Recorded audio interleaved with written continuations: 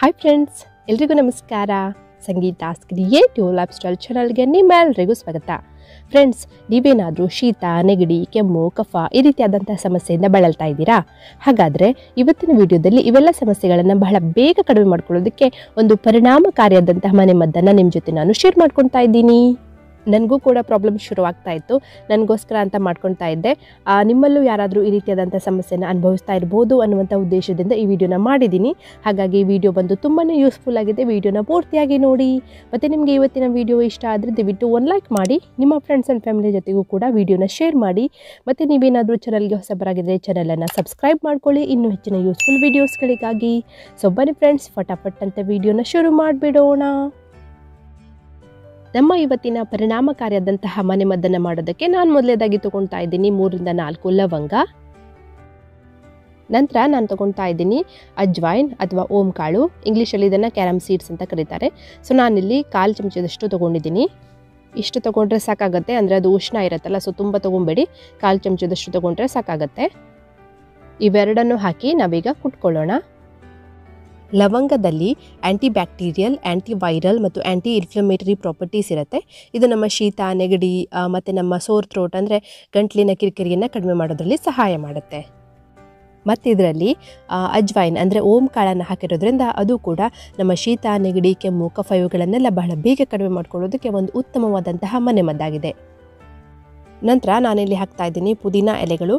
So ಪುದೀನ ಎಲೆಗಳನ್ನು ಕೂಡ ಈ ಕುಟಾಣಿಯಲ್ಲಿ ಹಾಕಿ ನಾನು ಸ್ವಲ್ಪ ಕುಟ್ಕೊಳ್ತೀನಿ. ಇದರಲ್ಲಿ ಪುದೀನಾನ ಹಾಕಿರೋದ್ರಿಂದ ಇದು ನಮ್ಮ ಕಫವನ್ನು ಕರಗಿಸೋದ್ರಲ್ಲಿ ಮತ್ತು ಗಂಟಲಿನ ಕಿರಿಕಿರಿಯನ್ನು ಕಡಿಮೆ ಮಾಡೋದ್ರಲ್ಲಿ ಸಹಾಯ ಆಗುತ್ತೆ.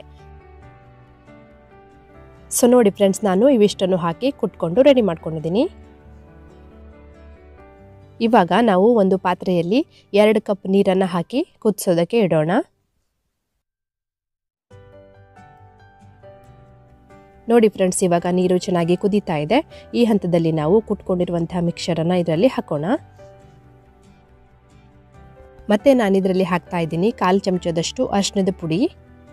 ನಿಮ್ಮನೇಲಿ ಏನಾದರೂ ತಾಜಾ ಅರಿಶಿಣದ ಕೊಂಬಿರುತ್ತಲ್ಲ, ಸೊ ಅದೇನಾದರೂ ಇದ್ದರೆ ಅದನ್ನು ಒಂದು ಚಿಕ್ಕದಾದಂಥ ತುಂಡನ್ನು ಕಟ್ ಮಾಡಿ ಇದರಲ್ಲಿ ಹಾಕ್ಬೋದು ನೀವು. ಅರಿಶಿಣದಲ್ಲಿ ಹೀಲಿಂಗ್ ಪ್ರಾಪರ್ಟೀಸ್ ಇರುತ್ತೆ. ಇದು ಬ್ಯಾಕ್ಟೀರಿಯಾನ ಕಿಲ್ ಮಾಡುತ್ತೆ ಮತ್ತು ನಮ್ಮ ಎದೆಯಲ್ಲಿ ಏನಾದರೂ ಕಫ ಕಟ್ಕೊಂಡಿದ್ರೆ ಅದನ್ನು ಕೂಡ ಕರಗಿಸೋದಕ್ಕೆ ಹೆಲ್ಪ್ ಮಾಡುತ್ತೆ. ಸೊ ಇವಿಷ್ಟನ್ನು ಹಾಕಿ ಚೆನ್ನಾಗಿ ಕುದಿಸ್ಬೇಕು. ಎಲ್ಲಿ ತನಕ ಕುದಿಸ್ಬೇಕು ಅಂತಂದರೆ, ನಾವು 2 ಕಪ್ ನೀರನ್ನು ಹಾಕಿದ್ವಲ್ವಾ, ಅದು 3/4 ಕಪ್ ನೀರು ಆಗುವಷ್ಟು ನಾವು ಇದನ್ನು ಕುದಿಸ್ಬೇಕು.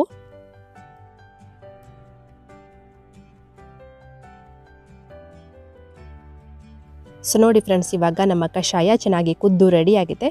3/4 ಕಪ್ ಆಗುವಷ್ಟು ಆಗಿದೆ. ಈ ಹಂತದಲ್ಲಿ ನಾವು ಒಲೆಯನ್ನು ಬಂದ್ ಮಾಡಿ ಇದನ್ನು ಗಾಳಿಸ್ಕೊಳ್ಳೋಣ.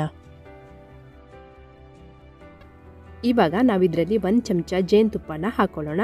ಜೇನುತುಪ್ಪ ತುಂಬ ಬಿಸಿ ಇರುವಾಗ ಹಾಕಬೇಡಿ. ಸ್ವಲ್ಪ ಉಗುರು ಬೆಚ್ಚಗೆ, ಅಂದರೆ ನೀವು ಕುಡಿಯೋದಕ್ಕೆ ನಿಮಗೆ ಆಗುತ್ತೆ ಅನ್ನುವಾಗ ಜೇನುತುಪ್ಪನ ಹಾಕ್ಕೊಳ್ಳಿ. ತುಂಬ ಬಿಸಿ ಇರುವಾಗ ಹಾಕಿದರೆ ಜೇನುತುಪ್ಪದಲ್ಲಿರುವಂತಹ ಪೋಷಕಾಂಶಗಳೆಲ್ಲ ನಷ್ಟ ಆಗುತ್ತೆ ಮತ್ತು ಟಾಕ್ಸಿಕ್ ಆಗುವಂಥ ಚಾನ್ಸಸ್ ಇರುತ್ತೆ. ಸೊ ನೀವು ಕುಡಿಯೋದಕ್ಕೆ ಆಗುತ್ತೆ ಅನ್ನೋ ಟೈಮಲ್ಲಿ ಜೇನುತುಪ್ಪನ ಹಾಕಿ ಚೆನ್ನಾಗಿ ಮಿಕ್ಸ್ ಮಾಡಿ.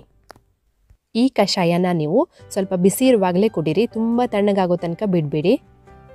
ನೀವು ಇದನ್ನು ತಗೊಂಡ ಮೊದಲೇ ಸಲನೇ ನಿಮಗೊಂದು ರಿಲೀಫ್ ಸಿಗುತ್ತೆ. ನೀವು ಬೇಕಾದರೆ ಇದನ್ನು ದಿನದಲ್ಲಿ 2 ಸತಿ ತೊಗೊಬಹುದು. ಟೇಸ್ಟ್ ವೈಸ್ ಕೂಡ ತುಂಬಾ ಚೆನ್ನಾಗಿರುತ್ತೆ. ಸೊ ಫ್ರೆಂಡ್ಸ್, ಟ್ರೈ ಮಾಡಿ ನೋಡಿ ಮತ್ತು ನಿಮ್ಮ ಅನಿಸಿಕೆಗಳನ್ನು ಕಮೆಂಟ್ ಬಾಕ್ಸಲ್ಲಿ ಕಮೆಂಟ್ ಮಾಡುವುದರ ಮೂಲಕ ಶೇರ್ ಮಾಡಿ. ಇವತ್ತಿನ ವಿಡಿಯೋ ಇಷ್ಟ ಆದರೆ ಒಂದು ಲೈಕ್ ಮಾಡಿ, ಶೇರ್ ಮಾಡಿ ಮತ್ತು ಚಾನಲ್ಗೆ ಹೊಸಬರಾಗಿದ್ದರೆ ಚಾನಲನ್ನು ಸಬ್ಸ್ಕ್ರೈಬ್ ಮಾಡ್ಕೊಳ್ಳಿ. ಇನ್ನೊಂದು ಯೂಸ್ಫುಲ್ ವಿಡಿಯೋದ ಜೊತೆಗೆ ನಿಮ್ಮನ್ನು ಮತ್ತೆ ಭೇಟಿ ಆಗ್ತೀನಿ ಅಂತ ಹೇಳ್ತಾ, ನಗ್ತಾ ಇರಿ, ಕೀಪ್ ವಾಚಿಂಗ್, ಟೇಕ್ ಕೇರ್, ಬಾಯ್.